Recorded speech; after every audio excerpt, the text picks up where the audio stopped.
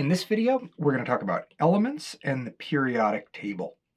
This is the third video in my TEAS Chemistry Essentials series. In this series of 8 videos, I try to cover the most fundamental, important chemistry topics for the TEAS. So they're crystal clear, even if you haven't taken a chemistry course ever, or if you haven't taken one in decades. This series is totally free, and you can find all the videos, as well as worksheets, study guides, and flashcards at teasinOneday.com. Okay, and after you finish the TEAS Chemistry Essentials series, then you can move on to my full course, TEAS Chemistry in One Day, which covers all the rest of the chemistry that you need to know for the TEAS. Okay, so let's get started with this lesson, lesson number 3. This is the first lesson in a new topic, atomic fundamentals. We'll start by looking at elements and the periodic table. Remember to download the study resources that go along with this lesson from teasinOneday.com. We're going to start out by taking another look at matter or stuff. In previous lessons, we said that matter is made of particles. And we can see the particles in a copper ring here, in table salt, and water. And the particles all kind of look the same. But now we're learning more about chemistry, and this explanation we've used before is getting a little too simple. To understand the next topics, we have to look more closely and more carefully at matter to see what it's really made up of. Here it is. Boom. Take a look at this. Now what you're seeing is the individual atoms, which are like tiny balls that make up everything. These atoms are the building blocks of matter. And there are different types of atoms, just like there are different types of building blocks. We're showing the different types of atoms in different colors. So the ring here is made of copper atoms. The table salt is made of sodium and chlorine atoms. In water, the atoms are attached together in small groups called molecules. And you can see that the molecules themselves are made of oxygen and hydrogen atoms. These different types of atoms are called elements. Copper, sodium, chlorine, oxygen, and hydrogen are all different elements. We're showing 5 elements here, but there are many, many more. In fact, there are over 100 elements in the universe. They're like nature's building blocks. Everything in the world around us is made from different combinations of these elements. Now, when you've got over 100 elements, it can be a little hard to keep track of them, and that's where the periodic table comes in. The periodic table is a chart that organizes all of the elements into neat columns and rows. Each element lives in its own little square and has an abbreviation. For instance, this is hydrogen, H. And over here is chlorine, Cl. And right here is copper, Cu. If you look closely at a periodic table square, you'll see the element name and the abbreviation, which is known as the element symbol. You'll also see some numbers, and we're not going to worry about those now, but we'll talk about them in future lessons. Here, we got to talk a little bit more about the element symbols. First off, the symbols are really important. We use them all the time in chemistry. You almost never write the full element name. You use the symbol instead. Second, the symbols are written in a very specific way. The first letter is always capital. You can see that here. And if there's more than one letter, the second is always lowercase. So chlorine is capital C, lowercase l. It's not capital C, capital L. That's wrong. You might also realize that the symbols are not always a perfect match for the element name. For example, the symbol for copper is Cu, not Co. When symbols don't match, it's usually because the symbol comes from a word in another language. Now, some element symbols don't match the element name at all. For example, sodium is Na, potassium is K, and iron is Fe. There are other elements too that have symbols that seem really, really weird. Again, these are abbreviations from words in other languages. Here's a list of some of the most common elements along with their symbols. Now, I know you're really going to hate to hear this, but if you want to do all on the T's, you've got to memorize these elements and their symbols. Now, some people say that you've got to memorize the whole periodic table for the T's. No, don't do that. That is a giant waste of time. Don't waste your time. But you do need to know the names and symbols for this group of important elements. It's like when you see Na, you got to know it's sodium. Or you got to know that Ca is calcium, but C is carbon. There's just no way around it. It's like learning basic vocabulary in a language. Now, to help you learn this stuff, I've made a bunch of flashcards for all of these elements, and you can download them from teasinOneday.com. Print out the sheets and cut along the dotted lines, and then fold them over. You'll see that the element symbol is on one side and the element name is on the other. Seriously, you can learn these in about a day or two. You put a little rubber band around the stack of flashcards, throw them in your bag. Look through these for about 5 minutes a couple times a day. You reach for your phone, you're going to check Instagram, whatever. Run through these elements instead, or at least run through them first. If you do that, you'll learn this stuff so fast, you won't even believe it. Just keep the flashcards with you wherever you go. Now look, maybe you'll say you can't memorize all these. You'll say, oh, you barely have time to study or whatever. Okay, look, worst case scenario. Learn the elements and the abbreviations in red. This is about half, and these are the most important. You'll see that on the flashcards, I put a star on the elements that are the highest priority, so you can focus on just those if you're really pressed for time. But seriously, if you can, try to memorize all of them. It'll pay off.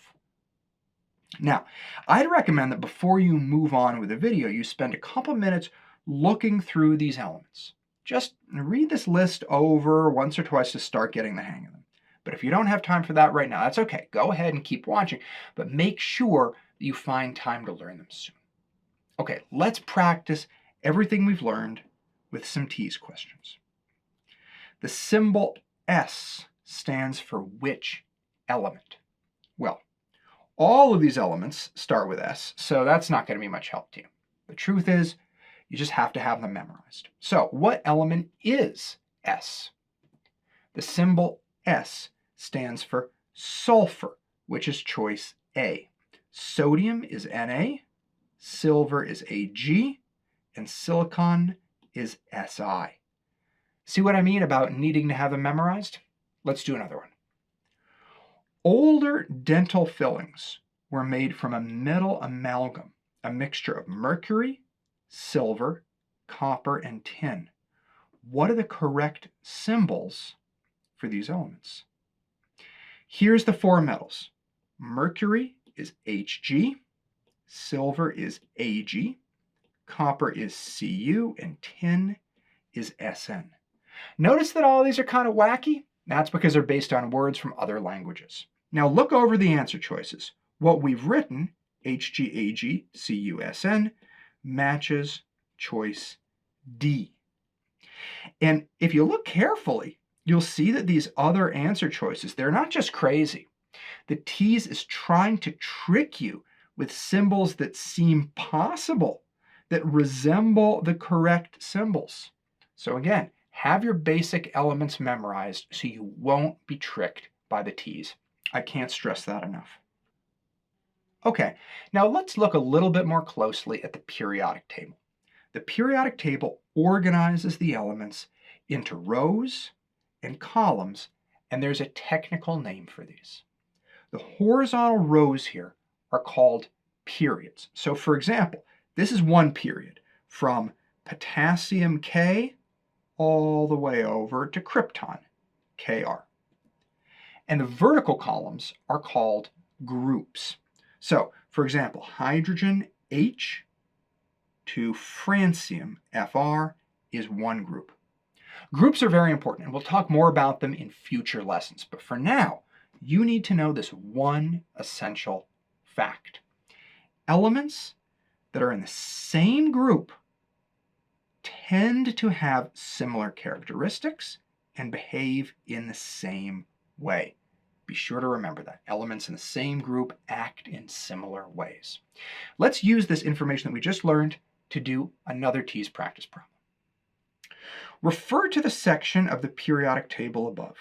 Which of the following statements are true? Select all that apply. Okay, so we want to be on our toes, and we'll go one by one. Sulfur and argon are in the same period, and here they are. Well, remember that periods are a fancy word for the horizontal rows of the periodic table. So yes, that's correct. They are in the same row or period. Neon and argon have similar chemical properties. Well, remember that the vertical columns are called groups, and the elements in the same group have similar characteristics. You may not know exactly what chemical properties are, but the TEAS loves to throw jargon at you that might seem new and scary. Chemical properties sounds a lot like characteristics, and that's just what they are. Neon and argon are in the same column or group, so they have similar chemical properties. Oxygen and neon have similar chemical properties. Nope, they're in the same period, not in the same group. So we're going to cross that one off. Fluorine and chlorine are in the same period. Here they are. Nope, they're in the same group. They're in the same vertical column, not in the same period. And finally, oxygen and sulfur are in the same group. Yep, that's true. Groups are vertical columns, so E is correct as well. And here are the correct choices, A, B, and E. There's one more important thing about the periodic table, and it's this zigzaggy line right here. It kind of looks like a staircase. I colored it red to make it more visible, but it's usually drawn in black like this, so you really got to keep your eyes open for it. This line is important because it divides the periodic table into two major sections. The elements to the left of the line, these over here, are known as metals, and the elements to the right of the line, these over here, are known as nonmetals. There's only one exception to know, and that's really important. It's hydrogen, which is all the way over here on the left side of the table, and it's actually a nonmetal, even though all the other nonmetals are over here. But despite this one exception of hydrogen, metals are on the left of the staircase, and nonmetals are on the right of the staircase. These two categories are really important for many things in chemistry. So let's look at a couple examples of each. You probably have a good sense about what metals are like. And all the familiar metals are here on the left side of the staircase. Stuff like iron, copper, gold, and lead. These are the elements that most people think of when they think of metal. They're hard, shiny, conduct electricity. But there are a few metals that might surprise you. Stuff that people often call minerals. Calcium, for example, which is important to bones and teeth. And calcium is a metal. That's over here. And potassium K is a metal too. It's super important for your nerves. So not all metals look like iron or gold. Now let's look at some of the nonmetals on the right side of the periodic table. Here we have stuff like nitrogen and oxygen, which are some of the gases that make up air. And there's carbon, the element of life, which is found in every living thing. Other important nonmetals are elements like phosphorus, P, sulfur S, chlorine Cl, neon Ne, and others as well, and we'll see those pop up in future lessons. Now, it's not hard to tell whether something is a metal or a nonmetal if you're given a periodic table with a nice staircase in it. But it probably won't surprise you to hear that the TEAS often expects you to know whether an element is a metal or a nonmetal, and they won't give you a periodic table. And even if they do give you a periodic table, sometimes it won't even have the staircase on it. So, when you're memorizing this list of common elements, you should learn whether each element is a metal or a nonmetal. If you notice, that information is on each flashcard. Here's one trick that might be helpful. Things like gold and platinum, and aluminum, you know these are metals. But there are some unusual metals like lithium, sodium, potassium, and others. We don't usually think of them as metals. They all usually end in IUM, these kind of weird metals. So that might help. There's some exceptions like helium, which is a nonmetal, but generally we see IUM for metals. So that might help you learn the metals. Anyway, spend some time learning these. For each of these elements, you want to know the symbol, the name, and whether it's a metal or a non-metal. Just work through those flashcards and you'll end up learning this stuff before you even know it. Let's finish up with some TEAS questions. Salts are combinations of metals and non-metals. Which of the following combinations could be found in a salt? Choose all that apply. This is one of those questions where there may be more than one correct answer. So let's start at the beginning. Choice A is KSO. Notice they're not giving us a periodic table, and they're not giving us full element names. It might not seem fair, but that's usually how the TEAS operates. So you really need to bring your A game here. The first step is to identify all the elements. So here we have potassium, sulfur, and oxygen. Potassium is a metal, and the other two are nonmetals. Even if you don't remember its location on the periodic table, that IUM for potassium is a pretty solid hint that it is a metal. So let's mark this one correct and move on. Choice B is Ne and F. That's neon and fluorine. Both are nonmetals, so we can cross it off. Choice C is Na and I. That is sodium and iodine. Sodium is a metal, IUM, and iodine is a nonmetal, so C could be a salt. D is O and Cl, oxygen and chlorine. Both are nonmetals. They're gases on the right side of the periodic table, so cross it off. It's not correct. And lastly, we have H and N, hydrogen, and nitrogen. Now, at first you might be tempted to think that hydrogen is a metal because it's on the left side of the periodic table. But remember, hydrogen is a nonmetal. It's the one exception. So this can't be a salt. Hydrogen and nitrogen are both nonmetals. Cross it off. So there we go. The two combinations that contain both metals and nonmetals are A and C. Here's a section of the periodic table. Which one of the following statements is true? Let's go over them one by one. First, gallium is a nonmetal. Let's look at where it is. It's right here. We got a little periodic table square here that does have the zigzaggy line. And gallium is to the left of the zigzaggy line. So everything to the left of this line is a metal. So this is false. Gallium is definitely not a nonmetal. And you can also look at its name, gallium, IUM. That's a giveaway that gallium is a metal. So cross it off. Choice B says fluorine and bromine have similar chemical properties. Okay, let's take a look at where they are. Fluorine is here, bromine is here. They're both in the same group, the same vertical column, and elements in the same group have similar chemical properties. So this is going to be true. Let's put a check mark next to it and look at the others just to be sure. Choice C says aluminum, which is there, and phosphorus, which is there, have similar chemical properties. No. They're both in the same period, the same horizontal row. That has nothing to do with chemical properties. As we just discussed, elements in the same group or column are similar, but not elements in the same period. So this is false. Cross it off. And finally, choice D says oxygen and selenium are in the same period. Nope.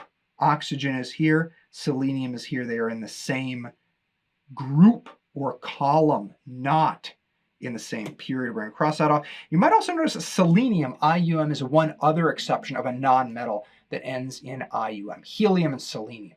But generally, IUM is going to be how metals and how the name of metals ends. Okay, finally, one more question. Here's a kind of question that you might see on a scientific reasoning question or a reading comprehension passage. In order to function, some enzymes require a cofactor, which is an additional chemical that is not a protein. Often, cofactors are metal ions. Which of the following elements would be least likely to serve as an enzyme cofactor? I bet all this information was totally new to you. And maybe you're really freaked out by all this. But the TEAS will often give you questions that are actually pretty easy. They just look scary because they have a bunch of unfamiliar information. So you want to focus on this. Focus on what do you need to know. The question says that cofactors are usually metal ions. And we're looking for the element that would not be a cofactor. So, in other words, we're looking for the element that is not a metal, because cofactors are usually metal ions. In this case, we just got to know which of these elements are metals and which are not. Well, we've got neon, zinc, iron, and copper. Of these, neon is the only non-metal, so it is unlikely to be an enzyme cofactor. All right, and that's the end of this lesson. We've talked about elements and the periodic table. Now, before you move on to the next lesson, you really want to download the worksheets and flashcards and study guide you can find on the teasinOneday.com website. It's really going to help with those flashcards for going through all the elements, learning their names, their symbols, and whether or not they are metals or nonmetals. Anyway, spend a little time on that study material, and then, when you're feeling good about it, move on to lesson number 4, Introduction to Atoms. I'll see you there.